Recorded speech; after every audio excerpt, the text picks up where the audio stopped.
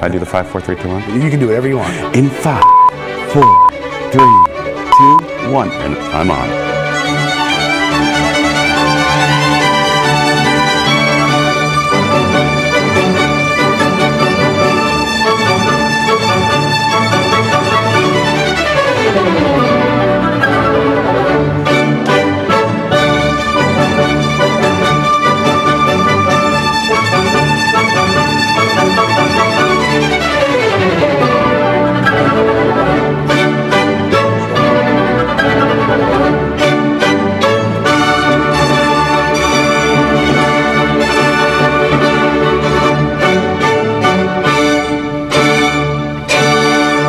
At least at the moment I am conducting, I feel this is the greatest opera has ever been written. Because it is beautiful, just the story, the libretto, it's perfect. You go and you just follow the words and it is perfect. You go and just listen to the music without knowing even what is happening on stage. It's such a delight to listen to these beautiful tunes.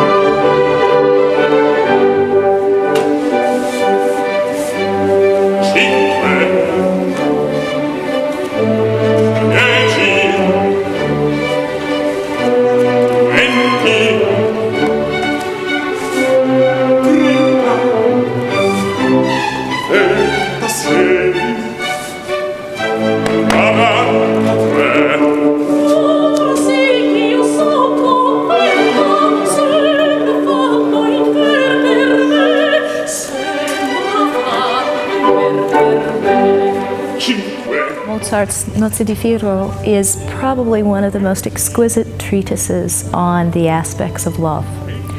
You have the young love that is based on friendship and trust and the same class system with Susanna and Figaro, and it's the love that's new. It has everything ahead of it. They're about to get married. It's where we all start sort of in a relationship.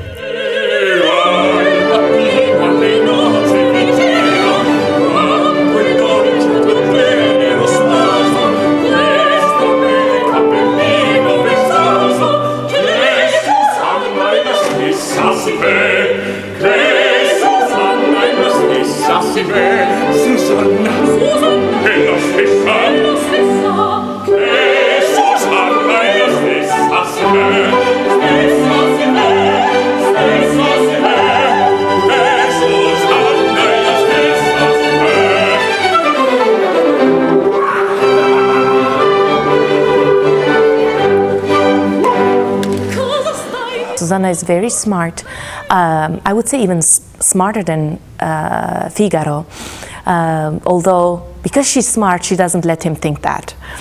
And because think about it, this is happening in 18th century, and those sensibilities back then didn't allow for women to be superior to men. Equal, yes, very rarely, and in this case Susanna and Figaro are equal. They have love towards each other, they have respect towards each other, and they're the best of friends. So they joke around, they love around, they solve their problems together, and they're on the same wavelength.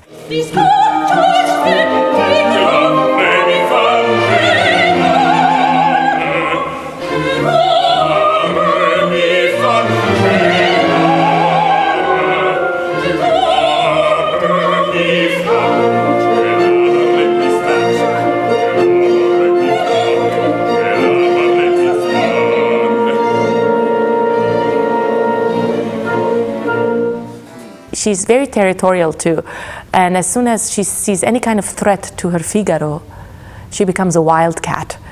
And that's the only moment in the opera when we actually see Susanna jealous and upset. There's only one moment in Act 3 when she thinks Figaro is actually happy in the arms of Marcellina. That's when she implodes inside, and she's heartbroken. But other than that, when she gets the explanation, she's amused, and she quickly believes Figaro's excuses, which are right most of the time.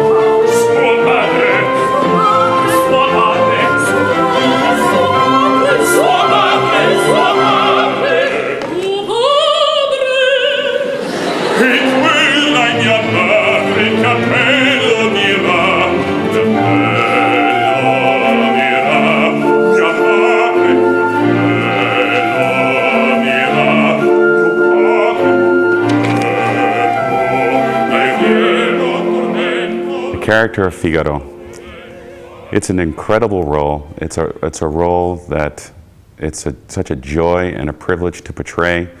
He's an interesting fellow. He's got his hands in, many different parts of the house. He's the valet to the Count. He's the barber of Seville. He's a veterinarian. He likes to think that he's talented in everything that he tries. And that's how I identify with Figaro. Not that I am talented in everything that I try, but I like to try lots of different things in my own personal life. That's how I identify with the role.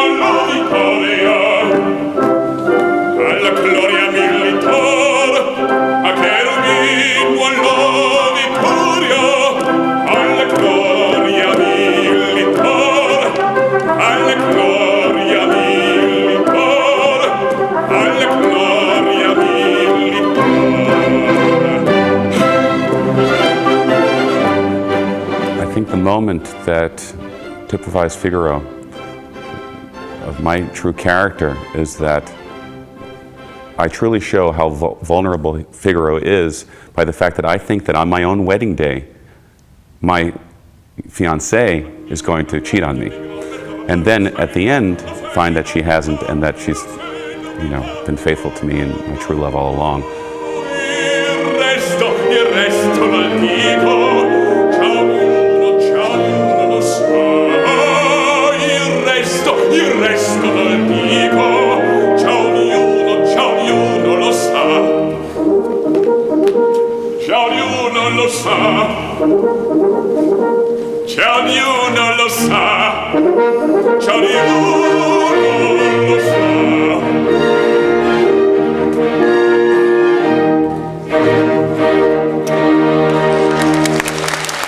Then you have love that is being tested with the Count and the Countess, where the newness has gone out of the relationship, the freshness, maybe the sense of fun and playfulness.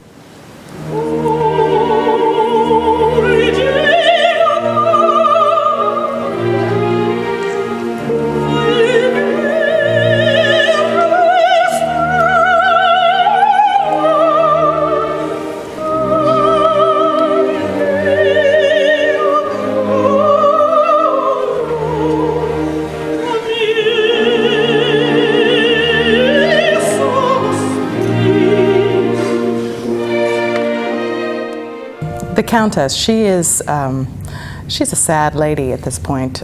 She is, I would say, a feisty lady who's sort of gotten, unfortunately, depressed in many ways, depressed in her moods, depressed, but also her feistiness has been subdued, and she is now wandering around this hunting villa that is very masculine and is totally the mood of her husband. It doesn't really have a flavor of her style or her personality, and she's wandering around very hopeless in this place now because her marriage is failing, and she's very, very lonely. And in fact, she's so lonely she befriends her maids and housekeepers and people in the villa as her friends because she has no one else to discuss things with, to communicate with. Her husband just ignores her.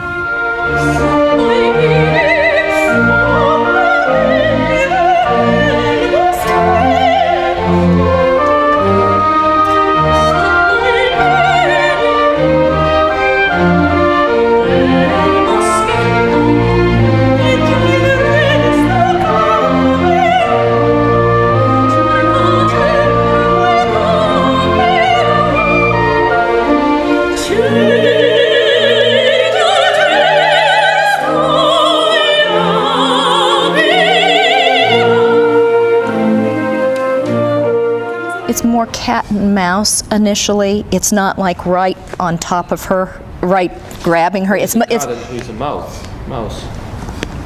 Well, I think that I'm completely under her power here. But I think she has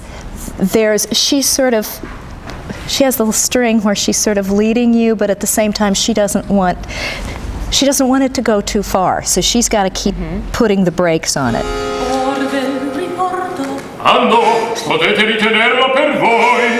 Sometimes Count is very angry, like I used to play it, and is very cruel to his wife.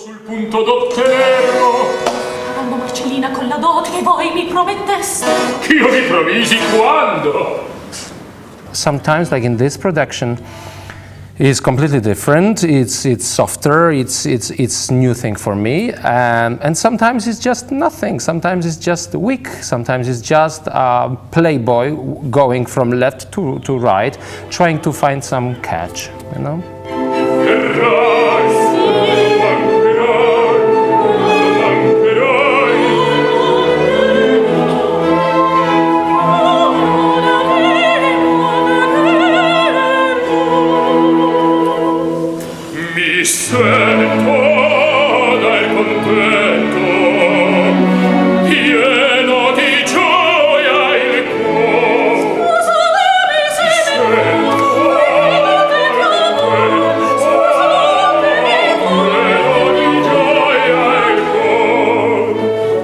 Those are the four main characters, but with Cherubino, you've got adolescent love, which is just, and all that testosterone just running amok in that child. And you've got his view of the idealized love that the Countess represents, where she's on a pedestal and he has to adapt when the pedestal is not totally this vision that's perfect.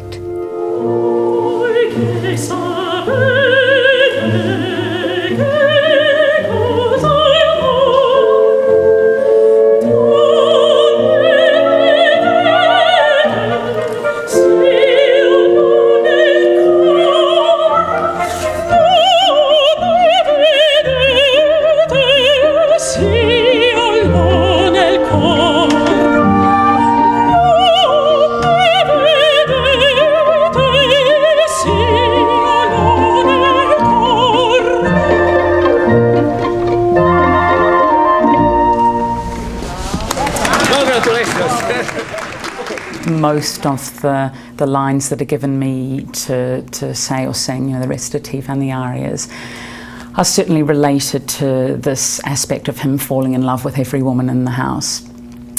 I think there's sort of two sides to it, though. I think that's one of the interesting things, is that the women encourage him as well. It's not totally one-sided. Barbarina wants to marry him. The Countess definitely has feelings for him. And depending on the production, Susanna is very fond of him as well. So I think that's for me an interesting point, is that it's not totally one-sided.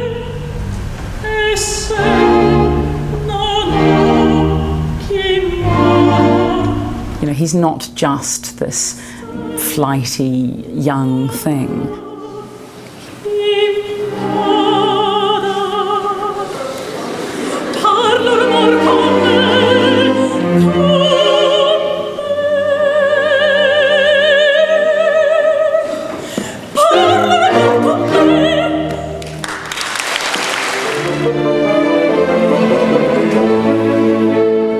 as Cherubino, I put on a dress for the first time in rehearsals when I'm dressing up as one of the flower girls. All of the cast laugh and find it very funny, which I find amusing because I am a woman and sometimes I wear dresses.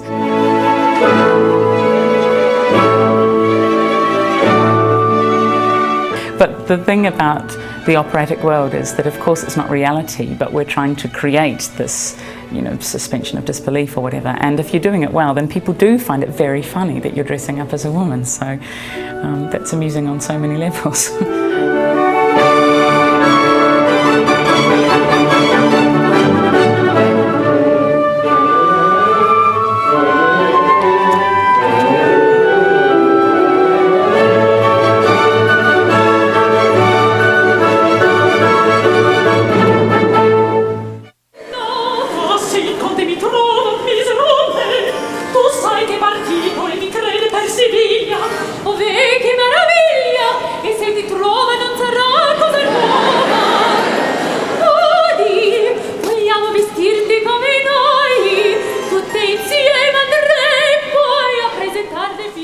You have Barbarina, who is the young puppy love, where she's got a crush on anything in pants, but especially Cherubino. And in a way, they're far more appropriate for each other. Then you've got the more mature love of Bartolo and Marcellina. Too often they're played as real, just buffo roles, comic roles, where they're the clowns of the piece.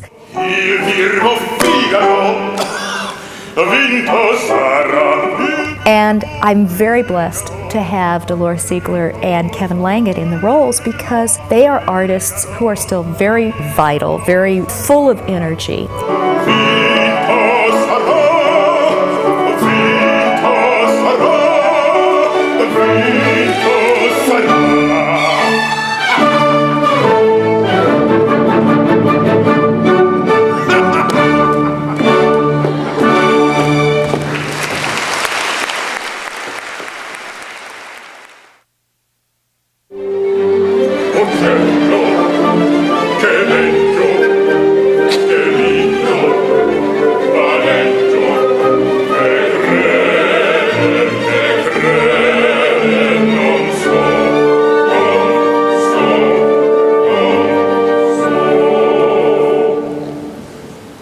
Culminates, I would say, in the finale of Act 4, when everyone thinks they've been betrayed. The men, on some level, everyone thinks they've been betrayed, and the Countess comes forward and says, and everyone's saying, forgive me, forgive Susanna, or who they think is the Countess.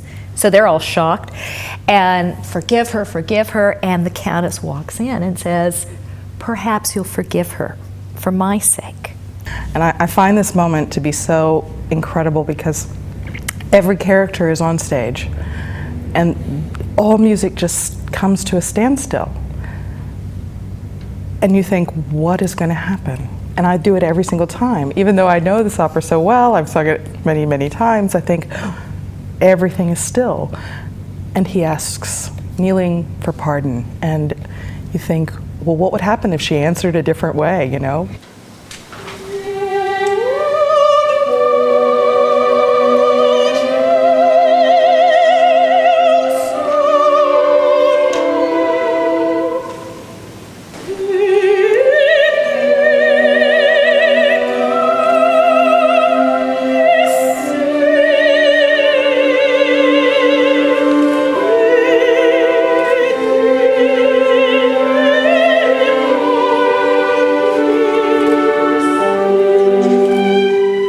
At that moment, all the couples have sort of resolved their issues in their relationships and in forgiveness, and the piece ends in an enormous healing for everyone, and the music is totally sublime to represent that healing.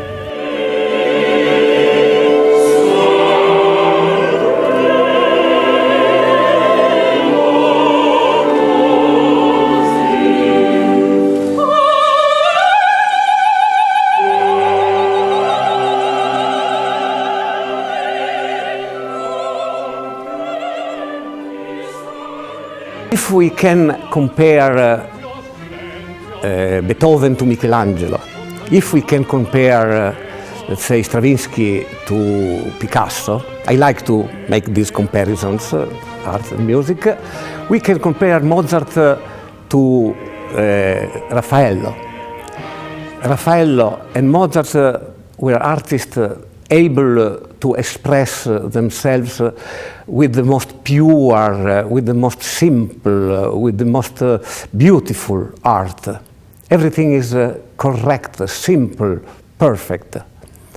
But because it is so simple, so easy to listen, because the music of Mozart is great for children, is great for scholars. Because it is so simple, don't think it is shallow music. It is very profound, very, very deep. And nothing could be more intense than a Mozart theme. It is very simple, but also very difficult to play, to conduct, to sing.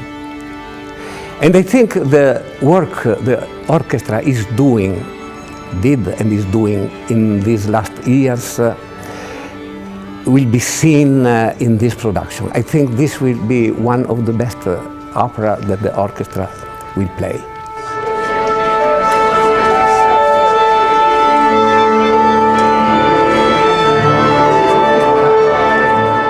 It's very rewarding to all of them, because in Mozart every single instrument has a specific, a very detailed melody part to play, to sing. And this makes them really feel very proud of what they are doing.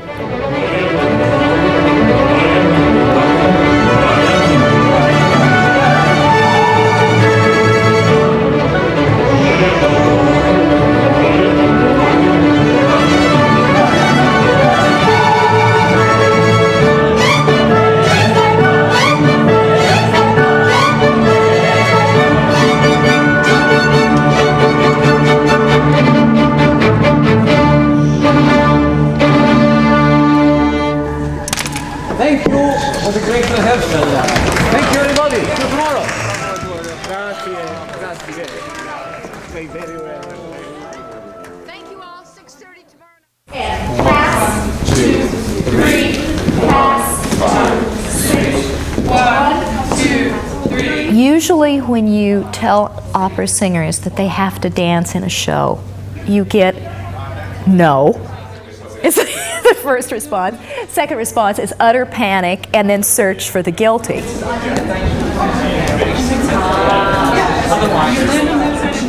I had a classical ballet background as well as modern dance, but ballet first and foremost, and that seems to be easy as long as you can give them counts and give them steps. It doesn't have to be ballet steps. It really, this whole fandango is based on if you can walk and bow, you can do this fandango.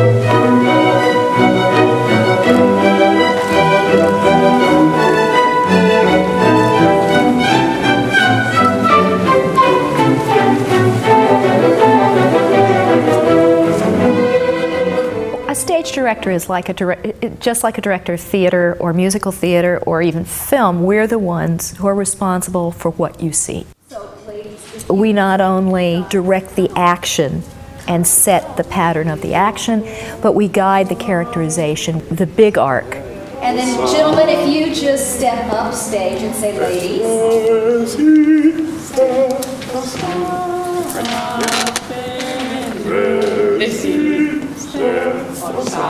Questa anima appena esiste non so, questa anima appena esiste non so,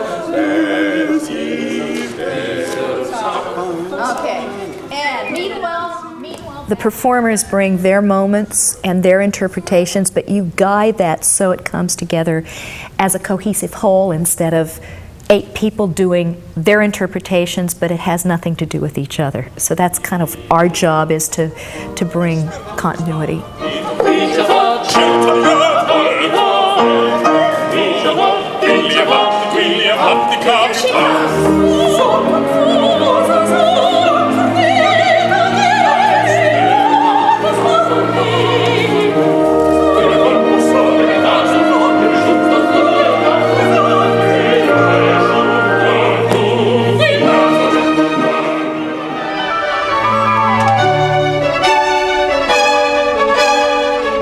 We had a round table the other day in which somebody asked, why is Marriage of Figaro such an appealing opera to so many people? And Maestro Müller said something that was really, really beautiful. He said, this opera is perfect for people who have never seen an opera before. A little before the very end, when there is the morale, the conclusion, and when the man when the Count asks, forgive me, and in this moment he is very sincere, and in this moment the soprano, the Countess, is very sincere in forgiving him, and there is a little bit like the end of Falstaff, Verdi. It's not tutto nel mondo è burla, but that's the word, I love you, you love me, and love is the reason of the world and of music.